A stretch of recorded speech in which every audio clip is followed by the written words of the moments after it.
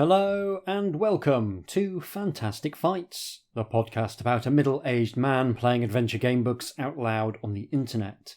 That middle-aged man is me, HJDoom, and this is another bonus episode made possible by the kindness of my patrons.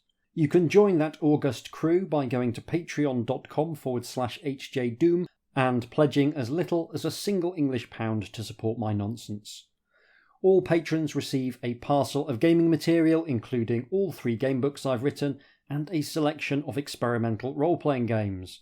I'm also trying to get into the habit of posting short reviews of things I've enjoyed, so if you want a barrage of recommendations from the obscure to the obvious, then that's a little added bonus. Now on with the show. Way of the Tiger Avenger is the first book proper in the Way of the Tiger series by Mark Smith and Jamie Thomson. We played the prequel, Ninja, last month, and I had a lovely time with it.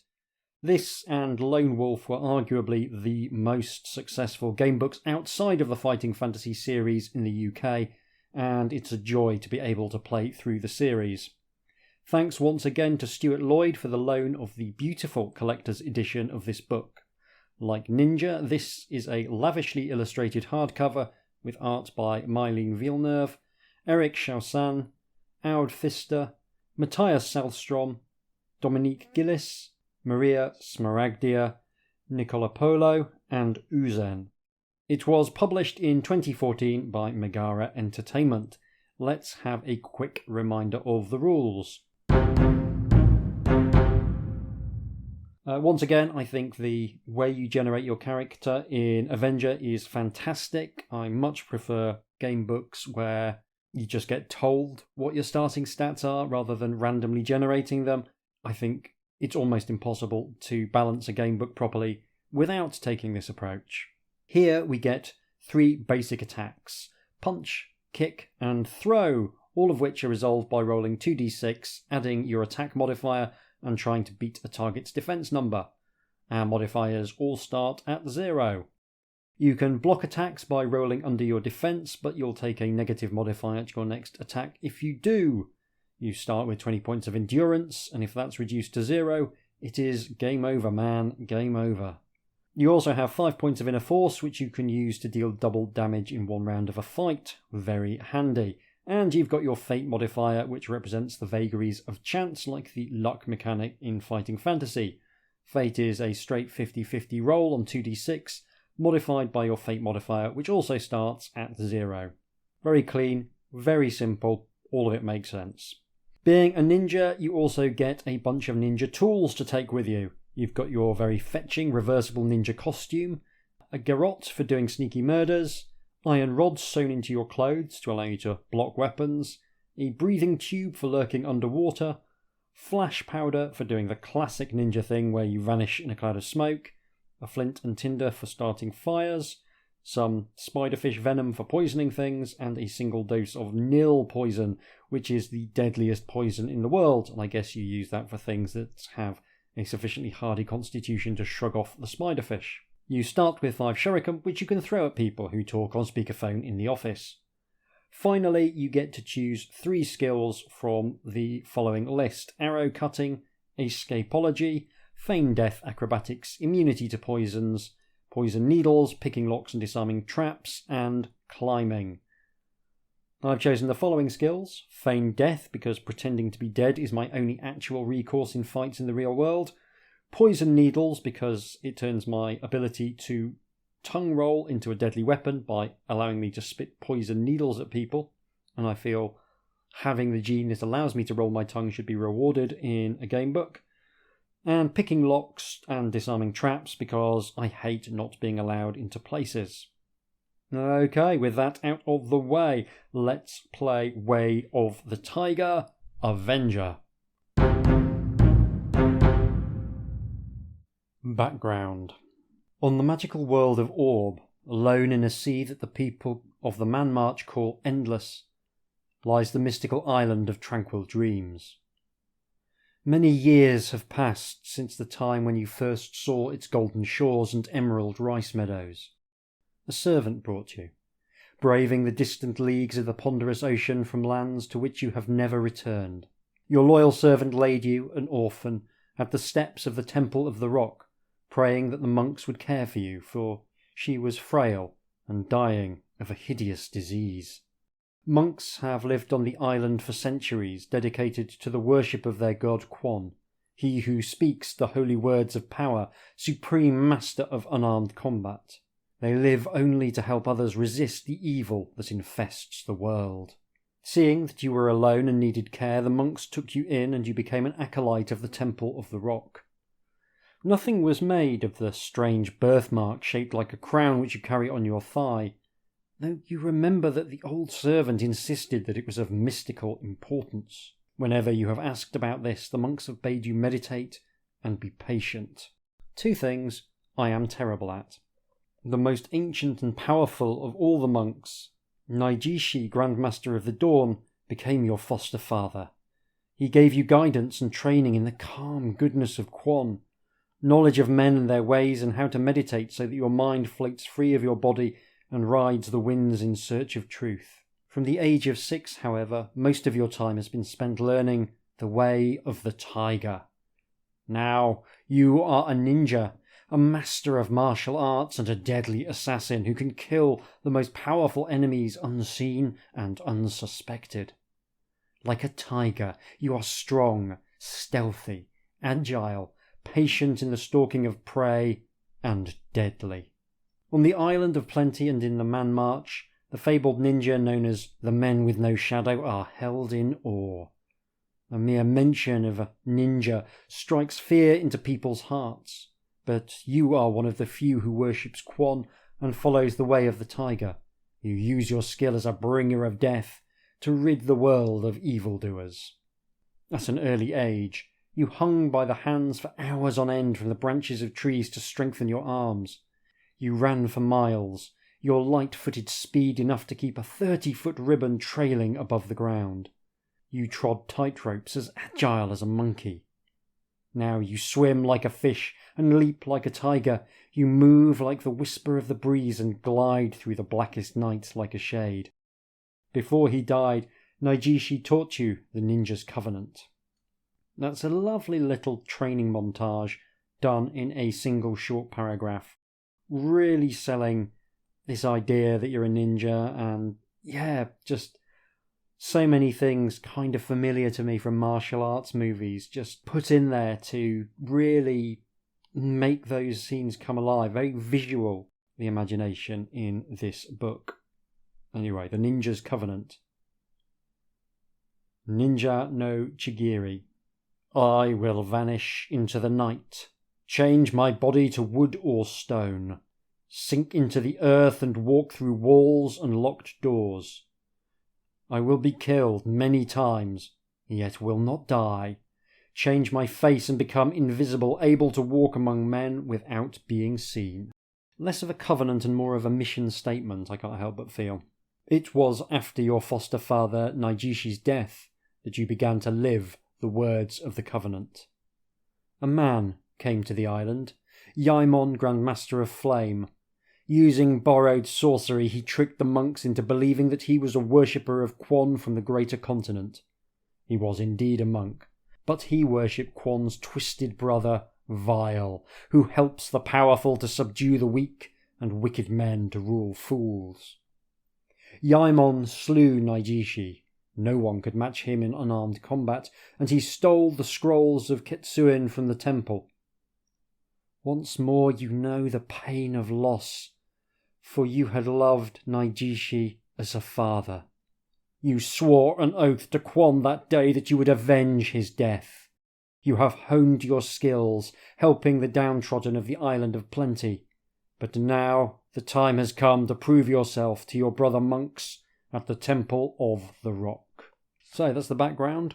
Very nice, very efficient. As I say, I like how much is just drawn from martial arts, cinema conventions and other sources. It really draws me in and makes me feel as though I'm already starting to think like a ninja, and I think that's so important in a book like this. 1. The dawn rays of the sun greet you as you begin your preparations for the time of trial. Today, you will become the youngest ever to challenge for the title of Grand Master of the Five Winds. When your foster father, Naijishi, was murdered by Yaemon, the second Grand Master stepped into his place. Now, many seasons later, another of the Grand Masters has died, and the position is open once more. For there must always be 5 who lead the order. You have been invited to challenge for it because of your consummate mastery of the way of the tiger. It's a testament to how well the prequel worked that information from the prequel book Ninja slides just effortlessly into this first book, even though it was written many, many years before. At the appointed hour you walk alone across the sands to the Temple of the Rock. It is a huge pillared hall built into the side of an enormous boulder of red granite, brought to rest on the island of tranquil dreams by the ice flows of the Age of Snow, which carved out the great valley reaches of the far north. As you approach the temple, you can see the monks and a large number of villagers have assembled to watch the combat between you and the other challenger, Gorabai, who we remember from the prequel. Like you, Gorabai is an initiate of the Inner Circle, a devout worshipper of Kwon, and a capable fighter. He is older, heavier, and stronger than you, but he has been unsuccessful in one previous challenge, although he is a skilled wrestler. You walk into the temple and bow to the Grand Master of the Dawn, a man who looks younger than his 50 years, slim and taut with piercing dark eyes. Beside you, Gorabai also bows, his face a mask showing no emotion. He is clad only in a loincloth, and his rippling muscles gleam with an oil that will make it difficult to keep a grip on him. You must defeat him in unarmed combat in order to be allowed to undertake the spiritual test which will show whether you are ready to become a Grand Master. Gorabai turns to you and bows, and you return the courtesy. The Grand Master of the Dawn reminds you that this is not a fight to the death, and you cannot use inner force. He signals for you to begin. Gorabai advances warily across the polished granite floor, his big hands ready to grapple you. So, we now have a choice, the classic choice of the Way of the Tiger, which is, do we want to use a kick, a punch, or a throw? So we get the choice of the Leaping Tiger Kick, the Cobra Strike Punch, or the Whirlpool Throw. Or, if we've got the acrobatics skill, we could somersault Gorabai's side before attacking, which I imagine would be very effective. Of these, I think the Whirlpool Throw is completely out because he's a skilled wrestler, and I think that will go very badly. It'll just end up with me sweaty and covered in oil.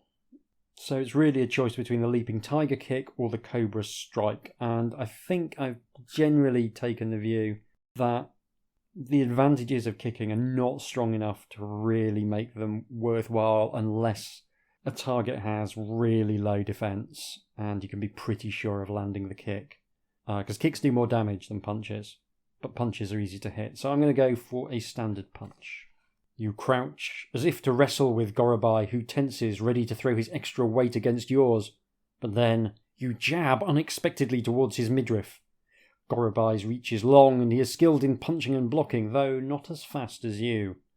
So his defense against the Cobra Strike punch is 7, meaning I need an 8 or more to hit him. His endurance is 14, and he deals 1 die damage.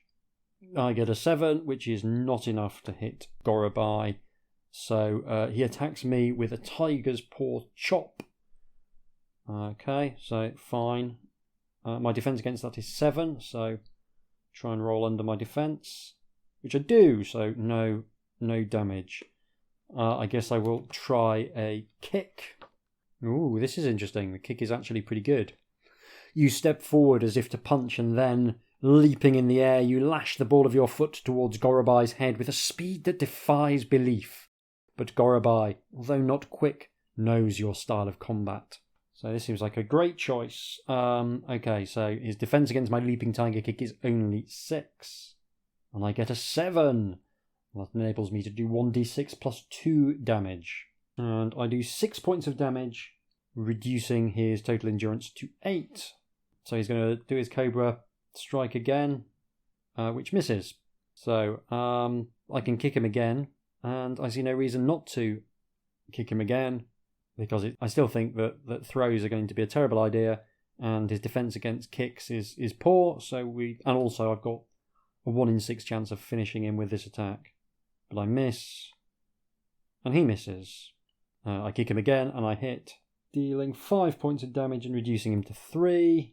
Keeps on with this Cobra Strike. He loves a Cobra Strike, does Gorobai. It's his absolute favourite. He misses, I miss. He hits me, dealing me 3 points of damage, reducing my endurance to 17. Not too worried. I imagine I'll get a chance to heal up before the next thing. I hit, and I defeat him. I won't labour it here, because I talked about it at length in the prequel book Ninja, but I'm not a fan of combat systems that throw up null results on the regular. I'm not going to do all of these fights on Mike. I think it'll get very tedious, but I wanted to show how the combat system works if you haven't listened to the Ninja episode. Yeah, it's not uncommon for both of you to miss, and it's just not very exciting. It is a shame, because ninja fighting should be really exciting. Feels as though maybe, in general, you should just have much more chance of landing your attacks, to be honest. Maximising the likelihood that something happens. You could make it say that bad guys generally don't have a huge chance to hit you, but you've usually got a really good chance of hitting them, and then balance that by having the bad guys do a lot more damage when they do hit. That might be kind of an interesting approach to take. Anyway, for now, we have defeated Gorobai. Just can't catch a break, Gorobai. I ended up with more flags than him in the great flag hunt. Nothing worse than being the second best ninja in the world. Your last blow sent Gorobai tumbling senseless to the granite floor. A ripple of applause greets your victory, and the Grand Master of the Dawn compliments you on your fighting prowess as 2 monks tend to your injuries. So we get to restore our endurance to 20. When they are done, the Grand Master beckons you into the ceremonial robing chamber. You step beyond the temple hall through silken drapes into a small, dark room, completely bare of furnishings save for 2 enormous copper chests. Incense is burning in a censer which swings from the ceiling like a pendulum. The room is lit by white candles. You kneel on the rush matting facing the 4 Grand Masters, who stare ahead unseeing, waiting for you to break the silence which you are determined to keep. After an hour candle has spluttered its last, during which time none of you has moved so much as a muscle, the Grand Master of the Dawn looks into your eyes and says, "Quan knows that in your heart you desire to serve him, but I must ask you 2 questions. Do you truly desire to serve Quan above all things, or do you desire to avenge the death of your foster father Naijishi more than ever, more even than to serve your god? And what should a ninja fear most? The failure of a mission, or capture by an enemy who will use torture to gain your secrets? You know that in your heart of hearts you would rather avenge Naijishi than anything else in Orb, but a Grand Master should dedicate his life to Quan. As for the second question, you can only let your good sense guide you." Am I going to be honest? So we've got 4 choices. I desire to serve Quan above all else, and I fear only failure of a mission. I desire to avenge the father who loved me, and I fear torture above all. Which I feel as though is the most honest answer. Or I can say that I desire to avenge the father who loved me, and I fear only failure of a mission, which is a half-truth. And I desire to serve Quan above all else, and I fear torture above all. I mean, I can feign death, so presumably they will stop torturing you if you think you're already dead. So I probably don't fear torture as much as some ninjas might. So I'll go with the honesty. I desire to avenge the father who loved me, and I fear only the failure of a mission. The Grand Master of Dawn smiles and says, "You pass the test, for you have answered both truthfully and rightly. It is not wrong that you should wish to avenge Naijishi, who loved you, and taught you to love our Lord Quan, but you must wait patiently for your time to come, and never forget the service of Quan is the helping of all mankind. It is only through failing a mission that a true ninja would be captured, and there is always time to bite one's tongue from one's head and bleed to death rather than risk betraying secrets under torture." He continues, We have never seen one who shows such promise, nor one who has mastered so aptly the way of the tiger. And I am going to recite to you the secret litany of the Ninja Grand Master. Remember it, for one day it may be of use to you. I am Ninja. My parents are the heaven and the earth. My home is my body. My power is loyalty. My magic is training. My life and my death is breathing. My body is control. My eyes are the sun and the moon. My ears are sensitivity. My strength is adaptability. My ambition is taking every opportunity with fullness. My friend is my mind. My enemy is carelessness. My protection is right action. My weapons are everything that exists. My strategy is one foot in front of the other. My trust is in Quan. My way is the way of the tiger. So, kind of traditional semi-mystic advice in that didn't really deal with any specifics. I mean, I'm not sure how useful knowing that my life and my death are breathing will be. And the strategy of putting one foot in front of the other is one of those things that sounds good until you realise that quite often you do also need to stand still in life. My enemy is carelessness. Fair. I mean, my biggest enemy is horses, but I guess carelessness is up there as well. His words are etched on your memory. Note the paragraph down so that you can refer to the litany again if you should need to. Next, he pulls an opal ring from his finger and passes it to you. This may be of use to you, he says, and you slip it onto your own finger. When the echoing words of the Grand Master have died away, they lead you back to the temple hall, where the monks and villagers have waited to see whether you would pass the test. Prayers to Quan are offered up as part of the ceremony at which you are ordained as a Grand Master of the 5 Winds.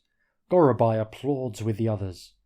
For now, he remains an adept of the inner circle, but his time will come, for he is a great warrior and a good monk. Should you die, he will probably take your place.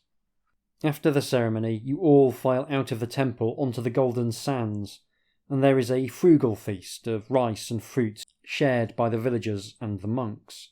You eat sparingly and take your leave early, wishing to meditate before you sleep.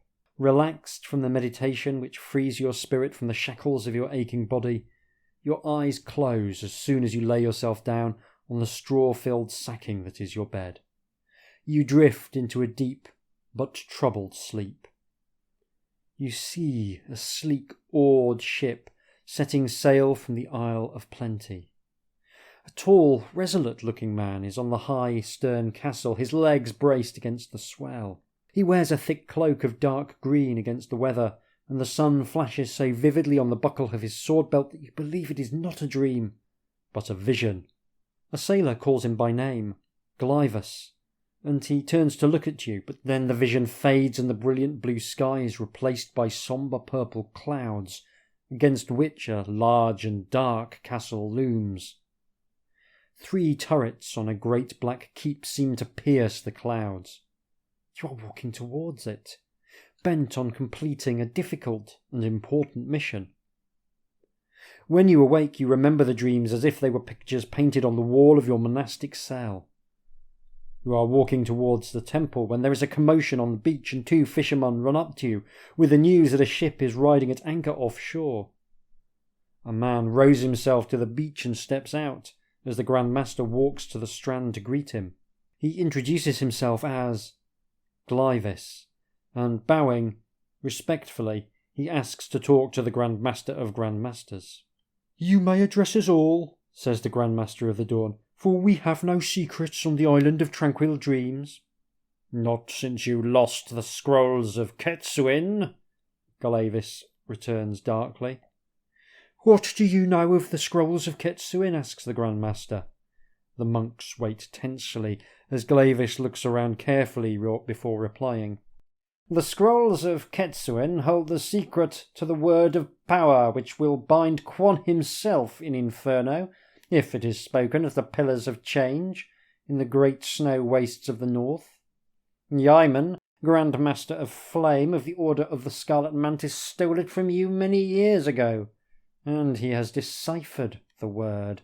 It is the month of the All-Mother Splendour, and for 3 days the moon will turn red during the great conjunction of the planets. Something that occurs only once every 500 years. If the word is spoken at the Pillars of Change at this time, your god Quan will be imprisoned in a bottomless pit of fire, leaving the monks who worship Vile free to spread their dominion over the lands of men. At the mention of Yaimon's name there is uproar, but as Glavis continues, an unnatural quiet descends. Yaemon is preparing to set out even now from the city of Doomover on the long journey to the ice wastes. Though a ranger, long used to patrolling the wilderness on the edge of the rift, I am no match for such as he. Is there one among you who will try to stop him? I initially thought that the introduction was pleasantly brief, but I now realise that the introduction was pleasantly brief because the book was planning to do another massive info dump a bit later. I appreciate it being broken up into 2 halves. I think that's a good plan. I'm a firm believer in getting you into the action as quickly as possible, and it does a bang-up job of that by having you fight an oily man. So, yeah, you are going to have to do some exposition at some point, and I guess now is as good a time as any. As Glavis spoke, you felt the burning need to be revenged on Yaemon flare within your breast. Your dream of Glavis, for it was he you saw astride the deck of the ship which now rides at anchor near the sands, has convinced you that you are destined for this quest, and you step forward saying, "I shall stop him." "You are young," says Glavis. "Can you succeed where I, a ranger lord, would fail?" "I am ninja," you reply. Glavis starts. The Grand Master of the Dawn sighs and says, "Yes, I rename you Avenger, for if anyone can succeed, and you must for the sake of all mankind, it will be you." With that he turns towards the temple and prayer. The city of Doomover lies on the western coast of the Man March, and Glavis gifts you a map which shows the many cities and strange lands that stretch north to the snow wastes. You spend the rest of the day preparing, lacing the iron sleeves to your dark-hued costume, and gathering together the tools of the ninja before spending some hours in quiet meditation.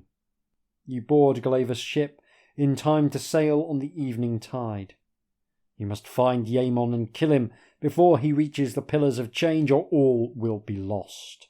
We were told that Yaemon was the guy we hate most in all of the world, and we were almost immediately turned, oh, by the way, here is a nice chance to go and kill the man you hate most in all the world.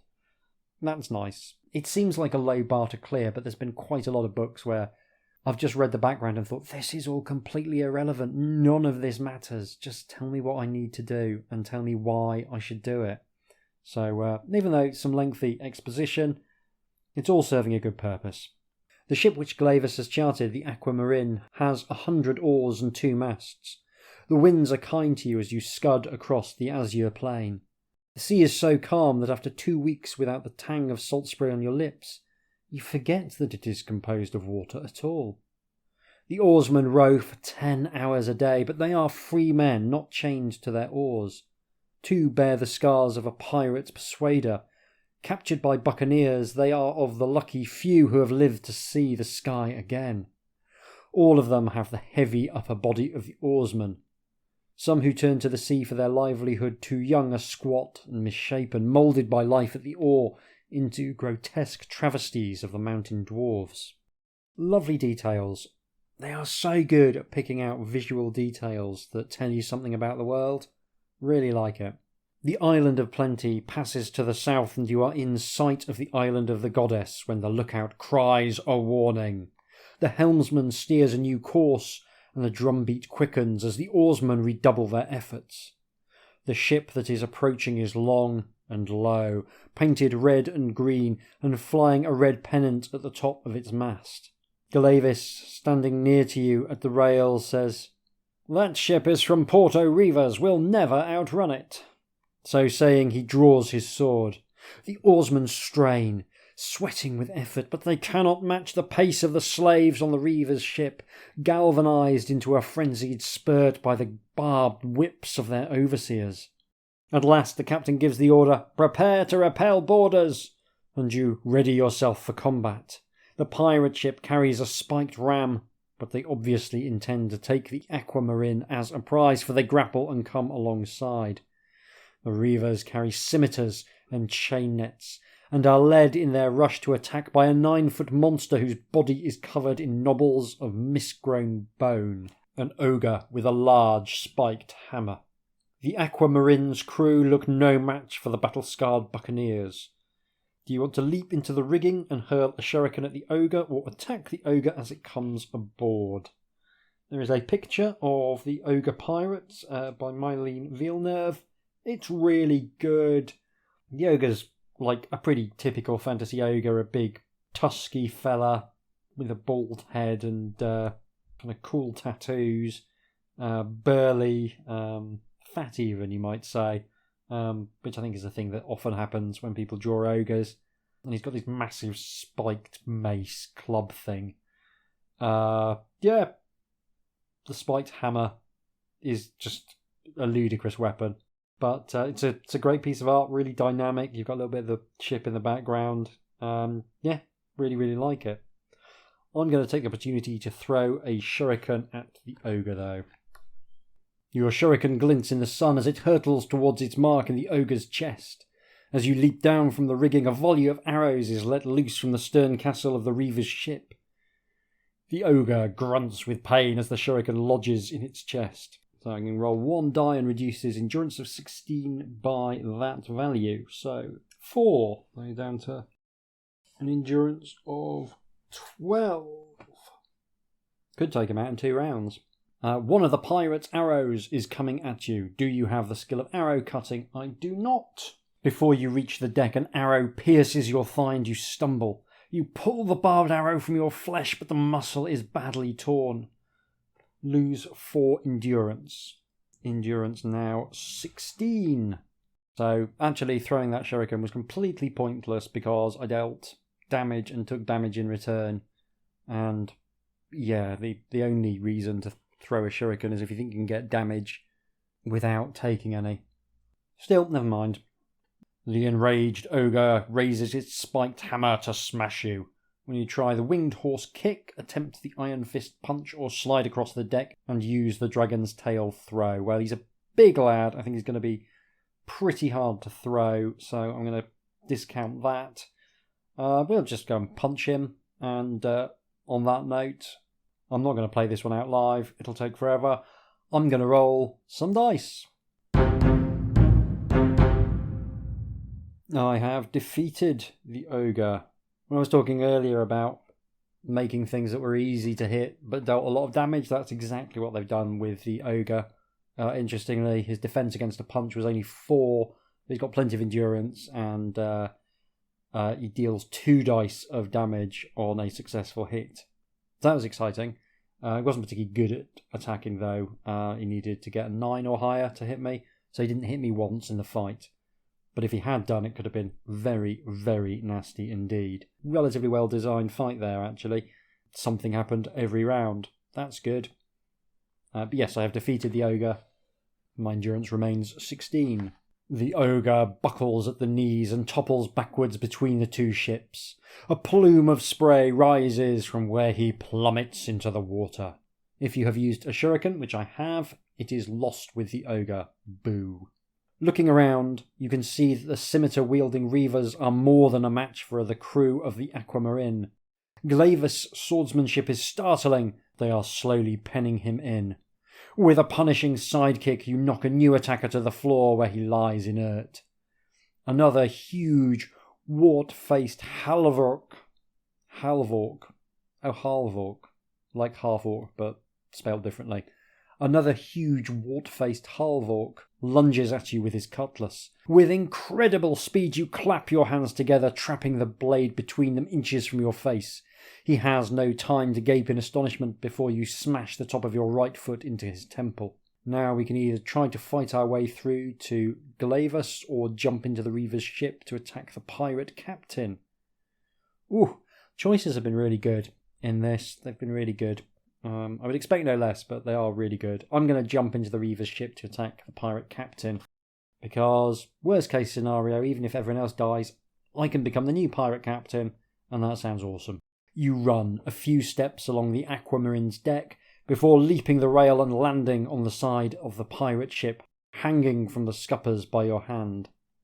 You wait for a moment before edging your way hand over hand towards the red stern of the watery grave.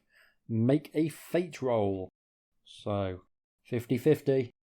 8 or more. 7 or more, I should have said. Slightly more than 50-50. But I rolled a 6, which doesn't help me at all.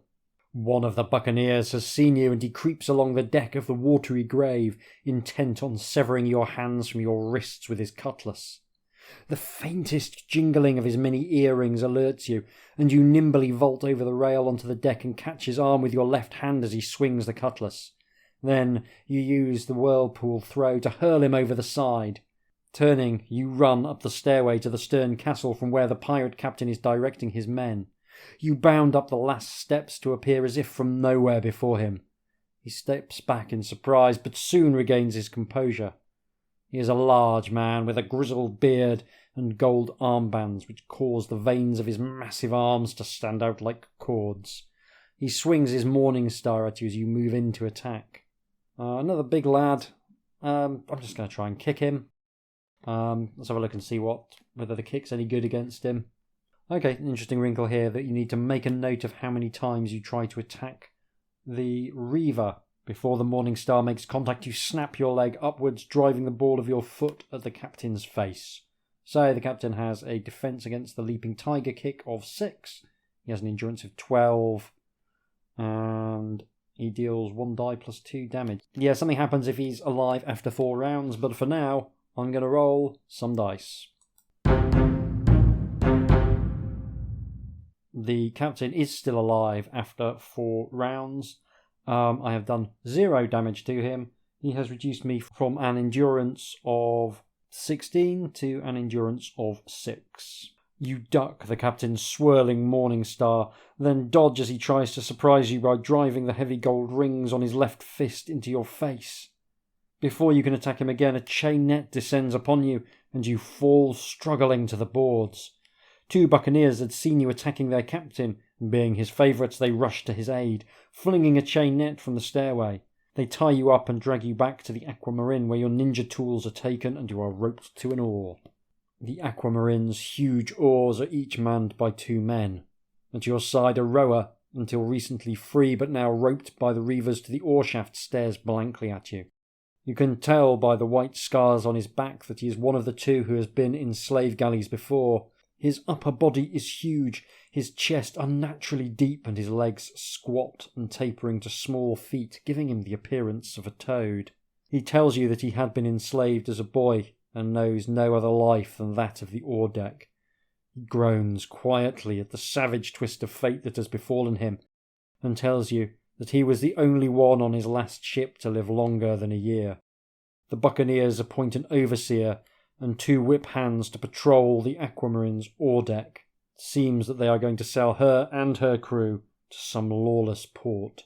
Are you skilled in escapology? I am not. After nightfall you strain at your bonds, but the only reward for your efforts is the kiss of the whip. Exhausted, you fall asleep before dawn and awake to find iron manacles around your wrists and a girdle around your middle by which you are chained to the oar. They are heavy and unbreakable, and will not be struck off until your body is spent and lifeless after years at the oars. You have failed. Oh dear, I have failed. I guess I will invoke the sausagey finger bookmark rule. I think it's a little bit early to call it a day here, so we will pretend that I am skilled in escapology. Pretty classic HJDoom adventure though.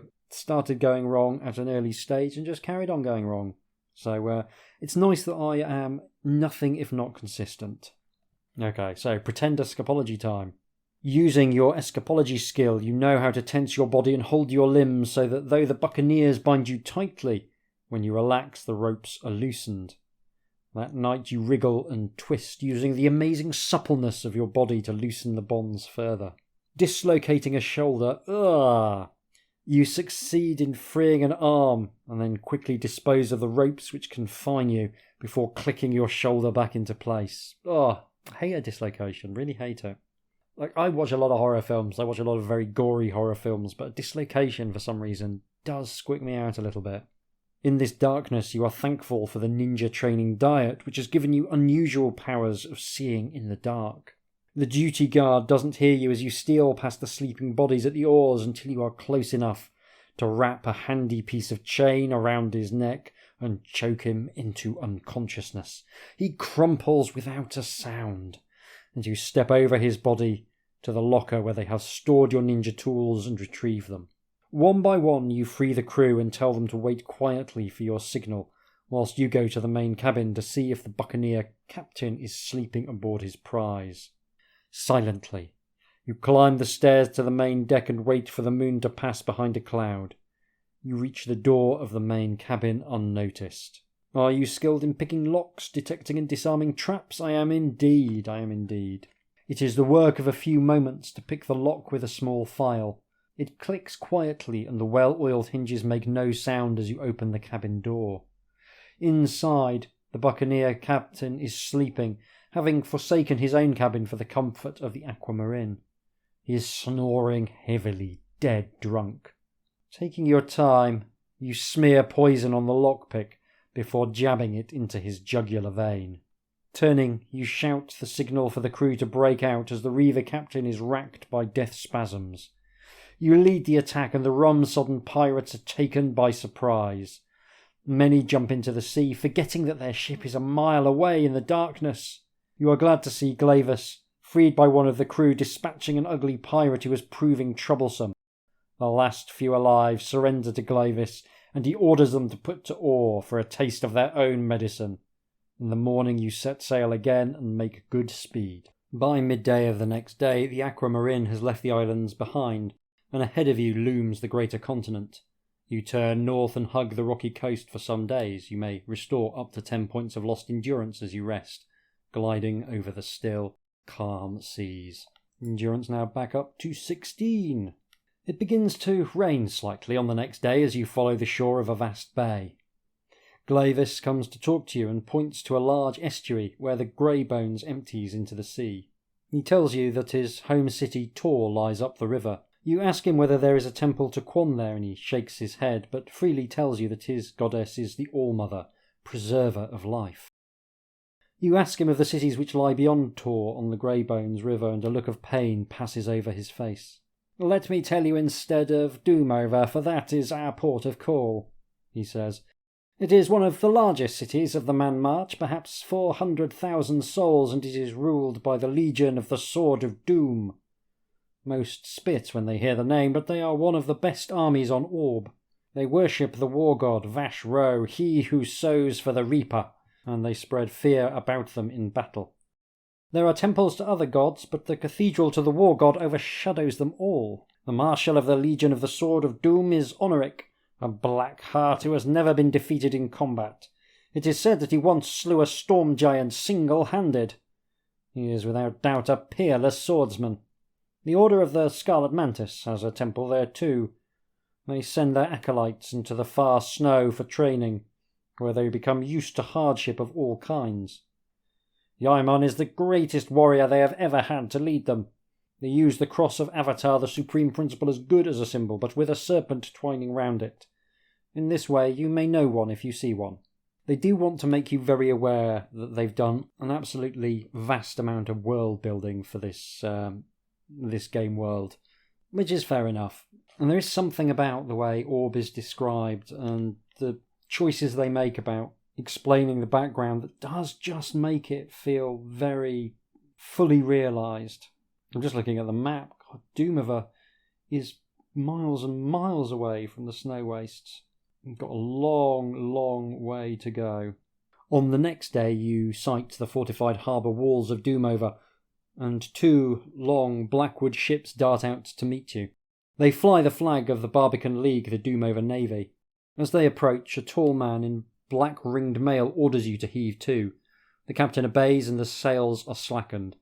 He answers various questions, but when the naval commander asks what business he has in Doomover, he looks nervously at Glavis, licking his lips. Glavis answers for him, saying that he has come to sell galley slaves. The commander grins. I was going to confiscate your ship, but as you bring men we have need of, you may pass through the Barbican. With that you are allowed on your way. There is a picture of the Doomover Commander by Aude Pfister, and it is fair to middling. Some of these pictures would benefit, I think, from being reduced in size slightly. They're not always the most detailed, which is fine. It's absolutely fine. But I think having them as a full page kind of draws attention to the fact that some of the colouring and shading is not the most sophisticated. But it gives you a really good sense of what the guy looks like. Black cloak, black hood, folded arms, big scowly expression, and it's raining as well, which is a nice atmospheric touch. Like, it is fine. It's just maybe a little bit simplistic to take up this much space on the page. The Barbican itself is a huge gatehouse like a fort which spans the ends of the harbour walls in an arc. The ship glides beneath it and it is tied up at a busy wharf. You thank Glavis for his help and jump lively to the land. He is returning to Tor to organise the defences against the forces of Vile should your mission fail. He throws you a pouch containing gold and silver pieces, saying, "Here, you may need this. May fate smile upon you, ninja." You pocket the pouch and turn to the city. Two gates stand side by side. The larger is a huge arch of black obsidian like a rainbow of dark glass. The other, much smaller, consists of two pairs of white marble pillars topped by a portico on which the words "Portal of the Gods" are written in gold leaf. Which gate will you go through, the obsidian gate or the Portal of the Gods? Decisions. Let's go through the smaller arch, the Portal of the Gods. As you step between the pillars of white marble, a voice speaks as if from the stones. "Welcome to the sanctuary. Draw no swords here." You can't see anyone nearby, but ahead of you, a huge young warrior clad in russet and grey is crawling painfully up the steps of a temple. A priest in yellow robes comes out to help him, but as he leans down, a mounted knight in a black surcoat rides up the temple steps and lops the priest's head off. Another priest casts a spell. The horse rears backwards, and then two other horsemen wearing the same coat of arms, a silver sword hanging by a silver thread on a black background, ride up and take the reins from their friend.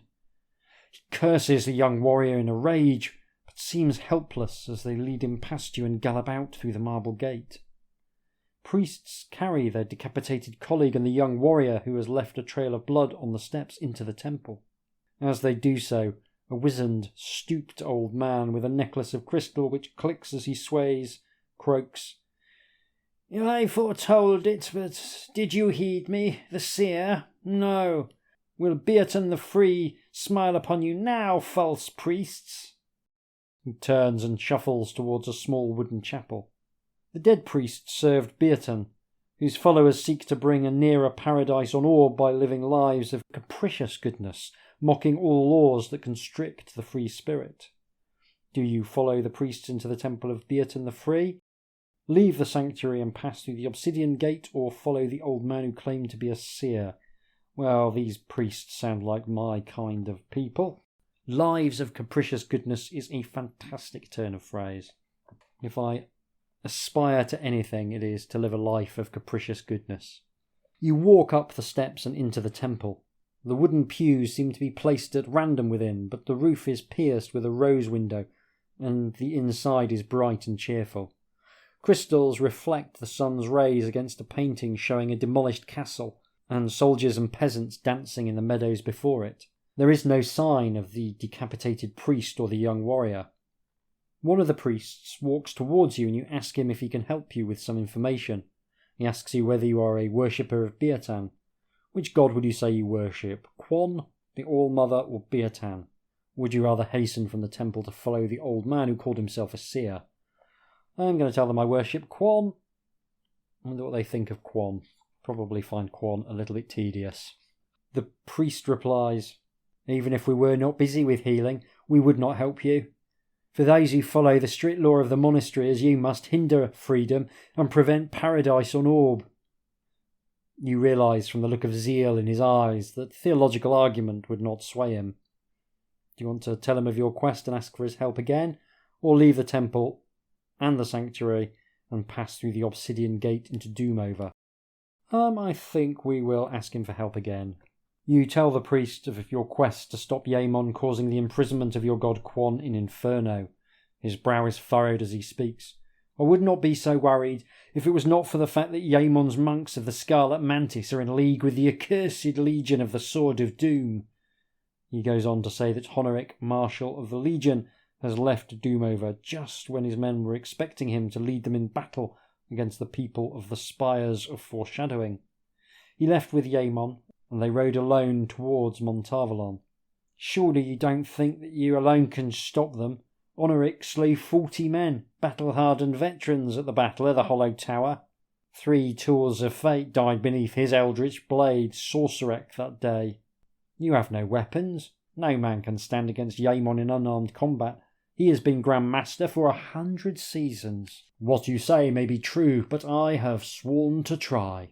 He can tell you no more, but he gives you a small flask containing a clear blue liquid. It is a potion of healing. You can use it outside of combat to restore up to 10 lost endurance points. Pretty cool.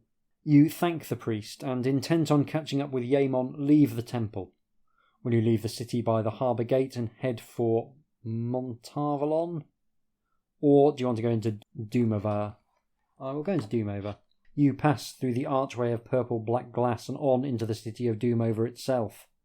You cannot remember ever having seen so many buildings, solid and tall, their roofs made of sloping slates, not thatch. And there are shops everywhere, selling fish, wine, grain, and so on. There is even a slave market. Near the obsidian gate, a town crier begins to ring his bell. He is dressed in orange and green to attract attention, and he starts to shout loudly about a brave adventurer who lived in Doomover, who has reaped rich rewards and found a secret way into the death city of Mortavalon, having entered a cave in the hills which encircle the city. Oh, there's a useful clue. Next he proclaims loudly that the army is paying well for recruits, although there is no war, but men are needed for manoeuvres on the plain of feet. There are rows of barracks not far from the harbour. If you enlist in the army to see what information you can gain, you can do that, or you can walk on through the city. I'm going to walk on through the city.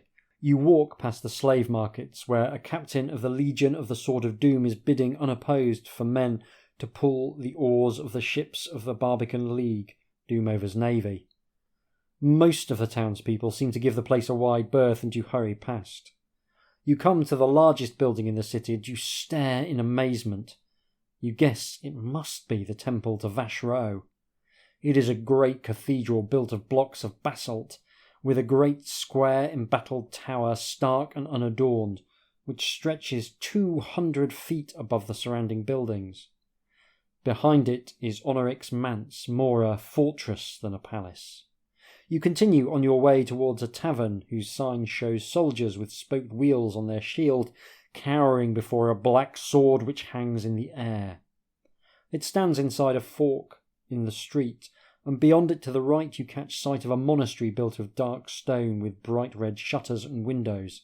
It can only be a temple to Vile, the twisted brother of your god Quan. Might Yaemon be within? So we can try the tavern as a likely source of gossip, or attempt to steal into the monastery. Let's go for some gossip first. Always like some hot goss.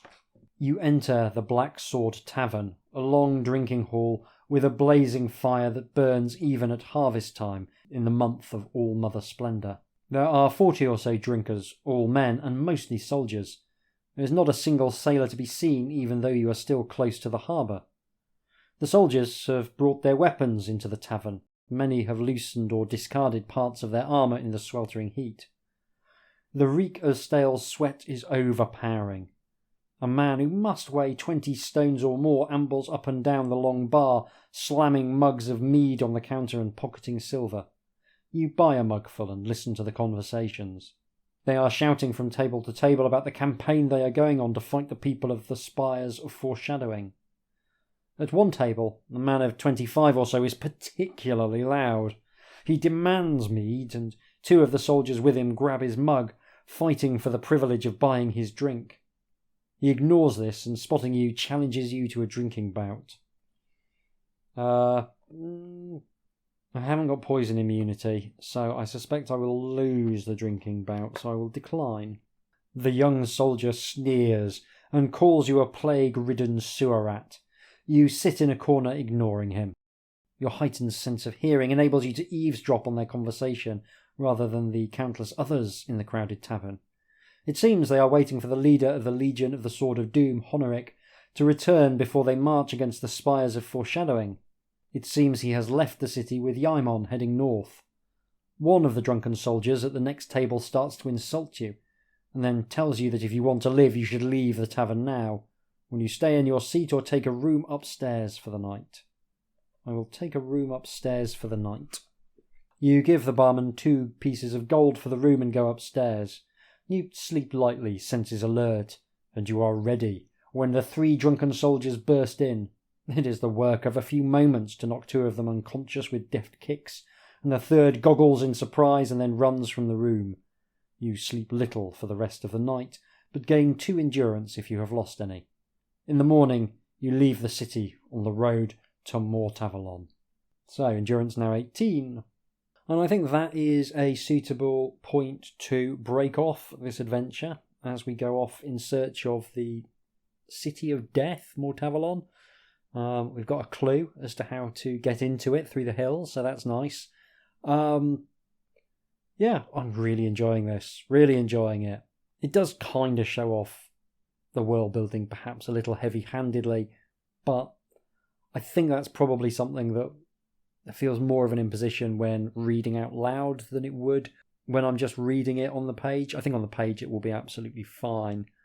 Exposition is rarely the most interesting thing to read out loud or indeed to listen to. So that may be slightly tainting my enjoyment a little bit in a way that hopefully will be rectified by just reading it. I love a well-designed background. I'm really into worlds that feel as though they exist when I'm not in them. That's a cool thing. So hopefully it will continue to be a really enjoyable book, and I will let you know how my adventure ends and what I think of it overall in just a few seconds. Tatty bye. Sadly, I have to report that I died almost immediately after finishing the recording. I died on the road to Mortavalon after being bitten by a cobra-headed man, and I did not have immunity to poison as one of my skills. I should have left well alone, but hey-ho. It's always a bit irritating to me when I die that soon after stopping the recording, because I know some people take an understandable pleasure in hearing me meet my end on mic. Still, it's hopefully comforting to know that my lemming instincts remain intact even when the microphone is off. It's a bit frustrating because overall this book isn't all that difficult. There's some opportunities for instant death, but they are well flagged and usually feel fair. You probably want to learn the exciting new kick that's available for the final showdown, but I think everything else is more or less optional. There's plenty of challenge for the unwary or the unlucky, but if you keep your head and follow the generous hints, I think this is one that could be beaten on your first attempt. You probably won't with one thing and another, but it feels like you could, which makes the book feel a bit more welcoming than some of the other game books which are more determined to set themselves up as a challenge. Neither approach is correct in an absolute sense, but having a range of difficulties in the game books I play is very much appreciated. One of the things that contributes to the game book feeling quite manageable is the ninja-ness of it all. This plays out in 2 ways, one narrative and one mechanical, but they're both linked. There are just so many good ninja moments in this book. You get to feel awesome and deadly regularly, and this is balanced with moments of danger. Everything you do is approached from the mindset that you are a ninja and that you are going to ninja your way past any and all troubles. You get the impression of a character who cuts their bread by throwing shuriken at it and opens difficult jars with roundhouse kicks. On the narrative end, this manifests as many moments which play up how amazing ninjas are, and a pervasive feeling that you, the protagonist, are equipped to handle all manner of challenges.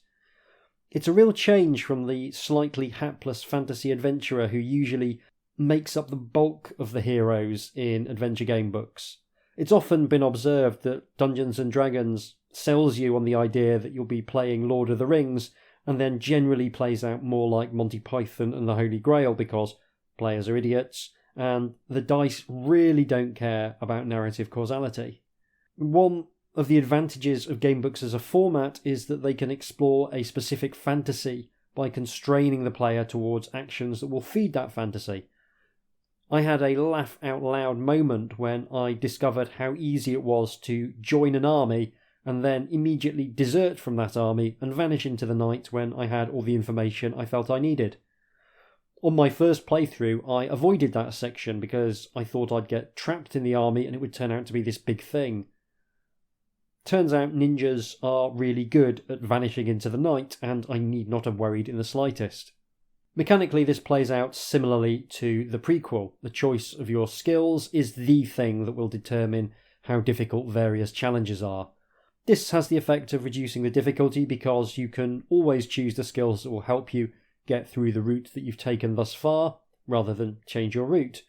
With few necessary items to find, you can also experiment with different routes if you'd rather keep the same skills and try and find an approach that works with those.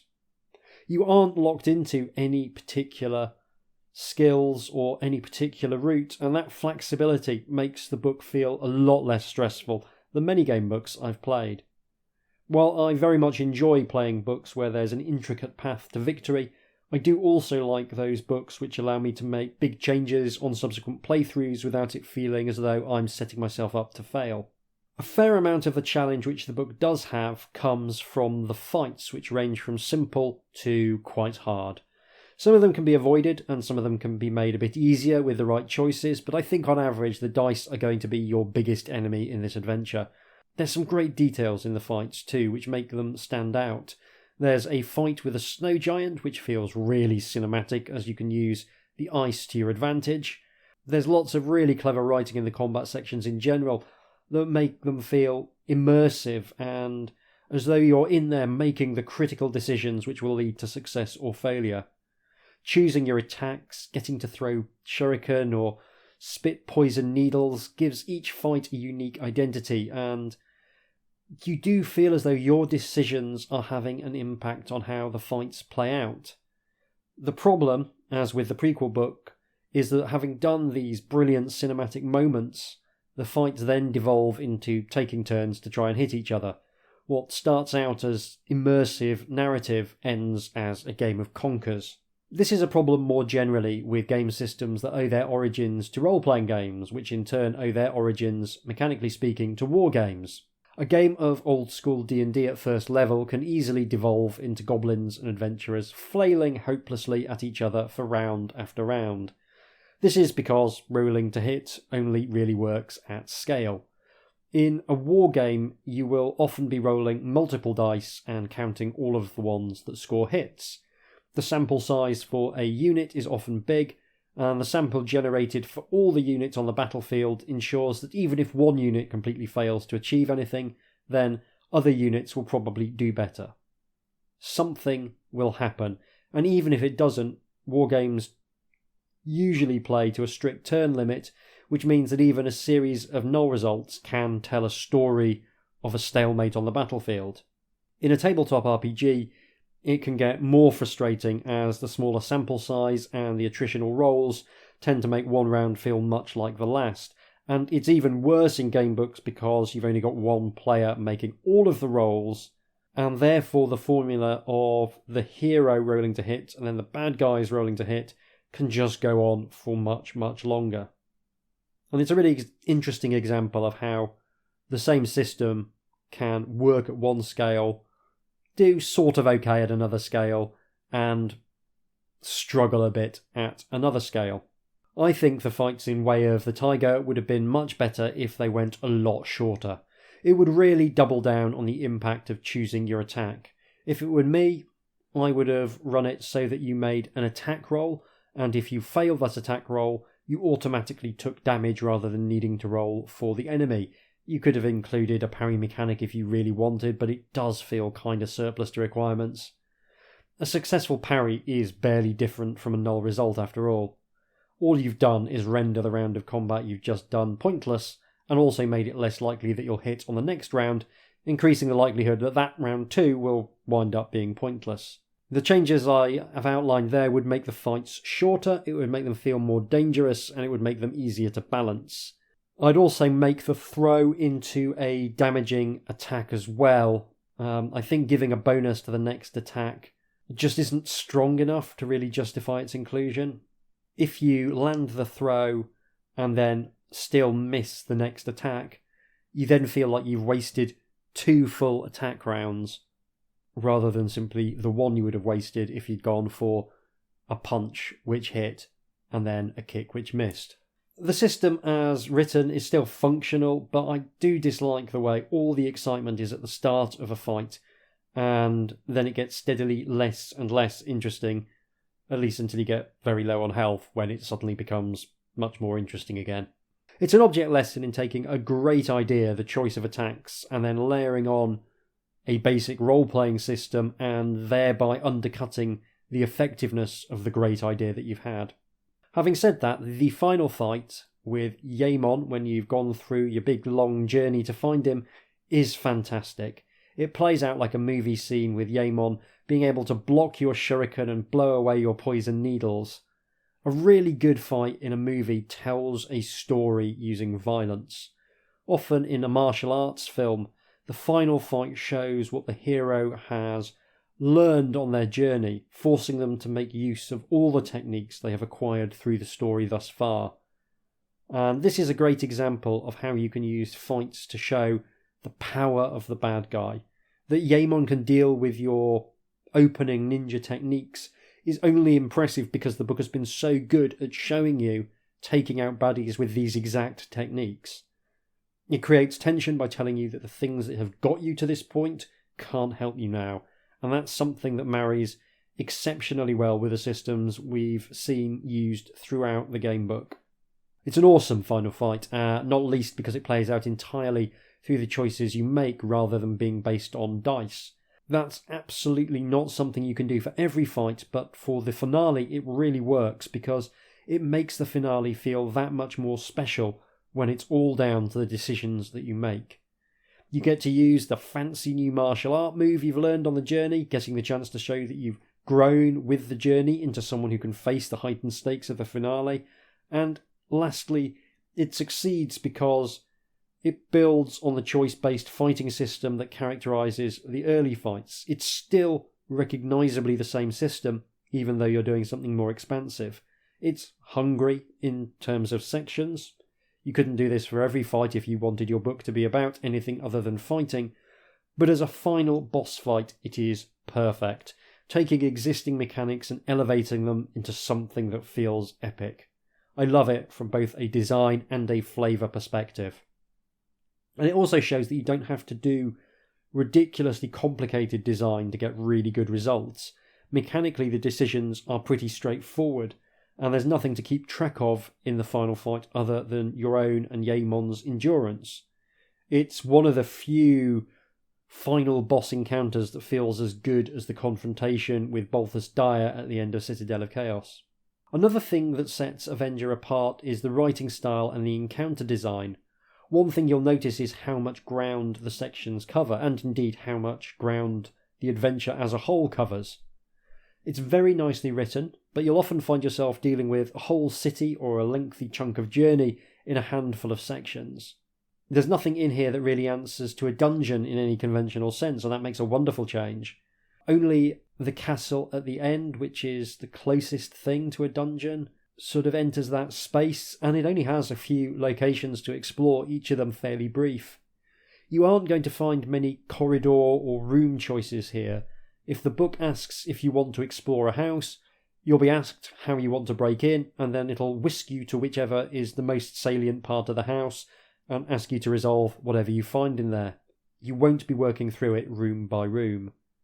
In comparison with the fighting fantasy style, it is much more zoomed out, more concerned with the broad brush strokes of a location than the nitty-gritty details, which I think takes the book slightly further away from the role-playing origins of game books and makes for a really interesting way of approaching it in a way that differentiates it from something that's just trying to ape that role-playing experience.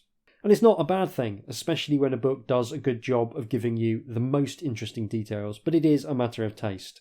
And it's not the way I personally write. This is very different to how I approach game books. My first game book took place entirely inside a single house, which was quite a large house, but by no means a mansion. And my second game book had you messing about in a small village for about half the total paragraph count. I like to focus on the specifics and design fairly intricate encounters. But I think the key thing here is being consistent, and Avenger does its design approach very consistently. If you adopt a detailed approach and then suddenly shift to telling the story in a broader fashion, or if you do it vice versa and start off with broad brushstrokes and then zoom in, it will tend to affect immersion. And this applies to prose fiction as well. I love the Lord of the Rings books, but The Return of the King, some elements get a more detailed treatment in the manner of a conventional novel, and some feel quite quickly sketched more in the manner of a saga. And that contrast can feel a bit uncomfortable at times, even though I think both approaches are valid, and I think both elements of The Return of the King are beautifully written.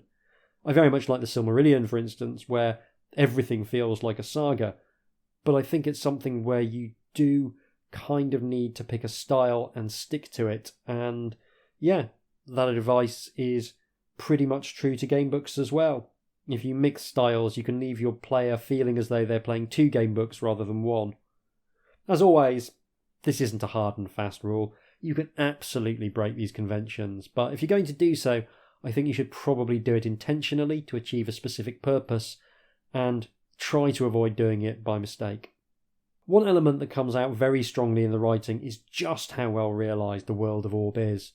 Although there's plenty of random stuff in there that could have come from, I don't know, any fantasy adventure or any fantasy world, there's also loads of details that leap off the page and tell you something about this world, even when it doesn't directly affect the main plot. The authors know where all the characters belong, both physically and socially, and that comes across really clearly and creates a tremendous sense of immersion. The city's relationships with each other is cleverly sketched, and the various bits of exposition are characterful. As I suspected, the exposition is fine when reading it on the page.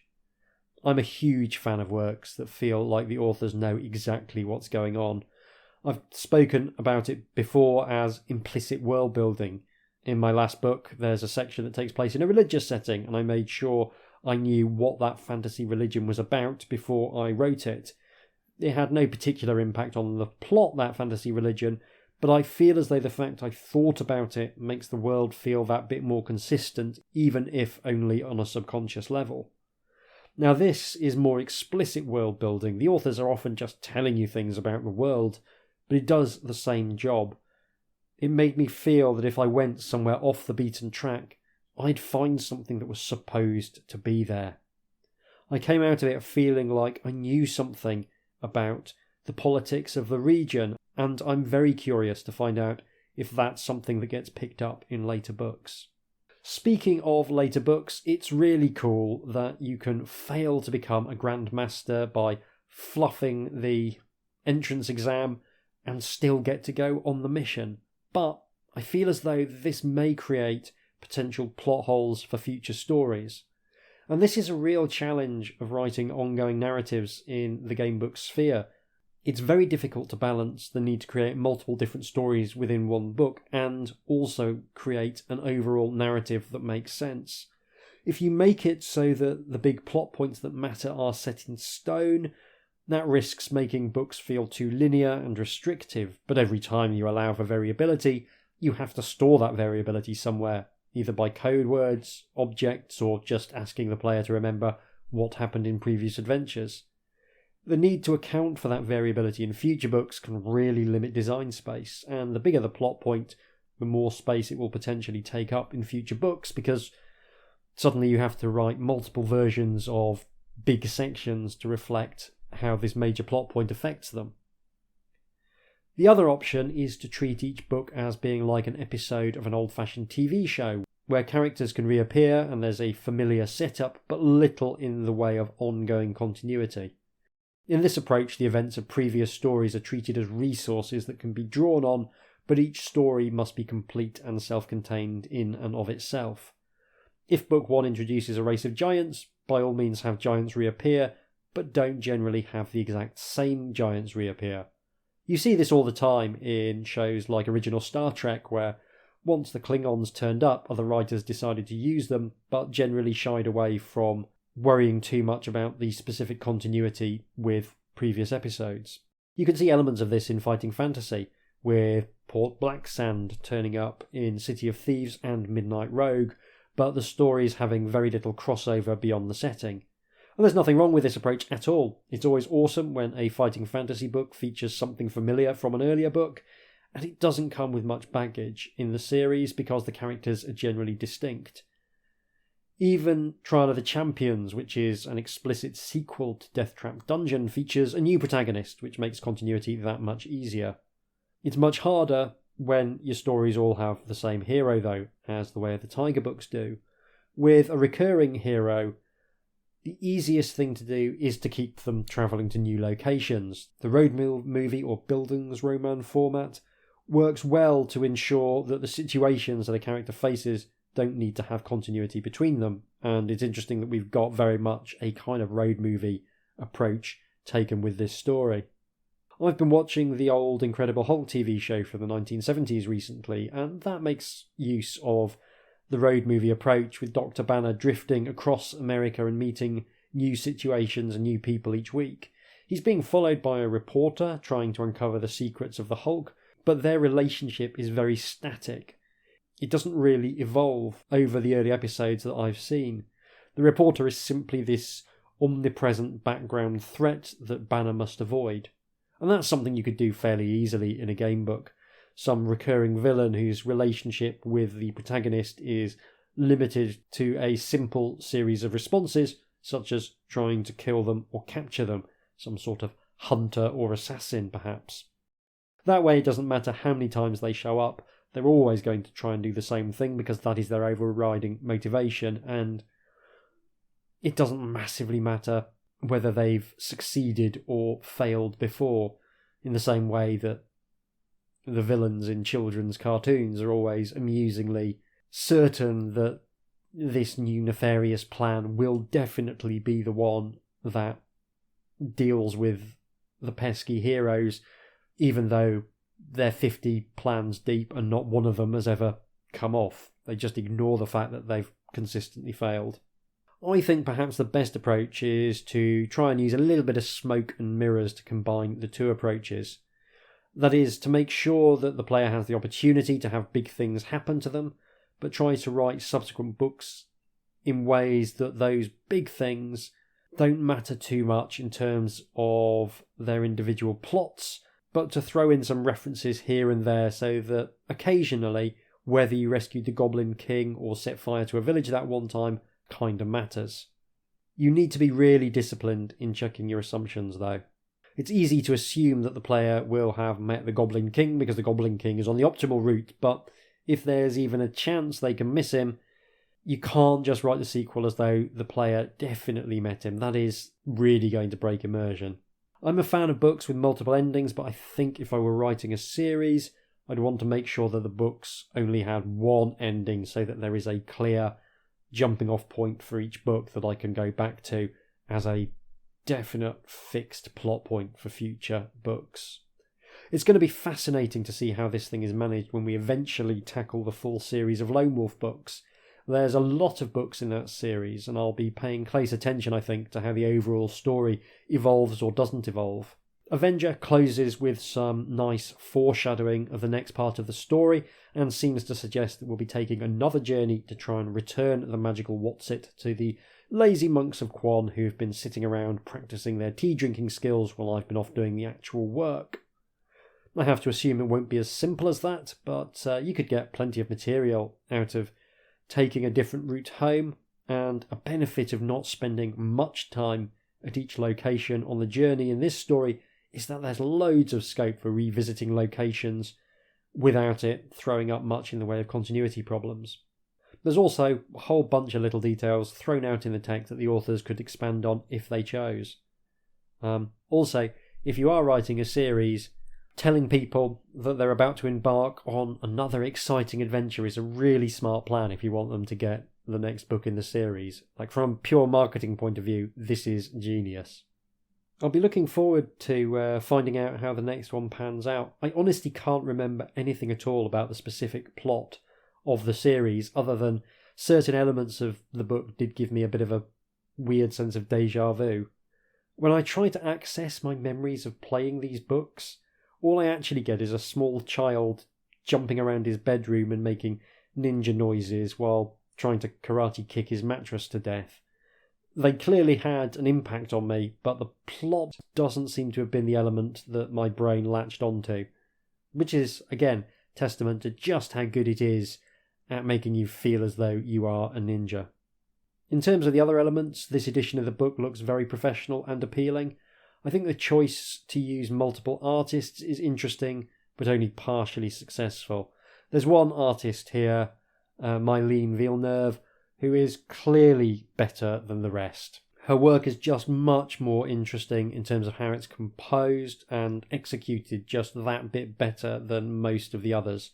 And this highlights the dangers of using multiple artists.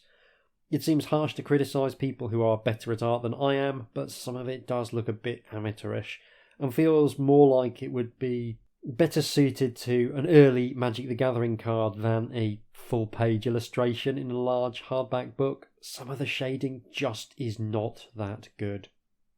I didn't actively dislike the art, but it wasn't always enhancing the book as well as I might have wished. I would have loved it if they'd sprung to get Mylene Villeneuve to do the whole thing. I think that would have been awesome. There is a lot of art here, though, and that is always really cool to see. I think overall the art in the prequel book was better, also more varied. Here it is very much just characters were being shown, and I really liked some of the cityscapes that were in the first book we did. Oh, while I was researching this episode, I discovered that there were a pair of Way of the Tiger video games that were released in the 1980s for the home computer market, always a big market in Europe. It's easy to forget just how popular gamebooks were in the 1980s. The idea that you could do a gamebook that sold so well now that people would go, let's do a game of this, seems almost unthinkable. I mean, there have been people who've released gamebooks as video games, and there's been some recent Fighting Fantasy adaptations, but I can't think of anything other than Fighting Fantasy that's got the sort of profile now where a video game based on the IP would feel as though that's a selling point. I've looked at some footage of the first Way of the Tiger game. It does not look great. It looks like a stiff and slow beat-em-up, which is pretty on brand for the middle 1980s on the home computer market, but I might dig out an emulator and see how it plays at some point. Anyway, that is all for this episode. Thanks once again to Stuart Lloyd for the loan of this lovely collector's edition. There is a paperback edition of the book cheaply available, which is awesome to see.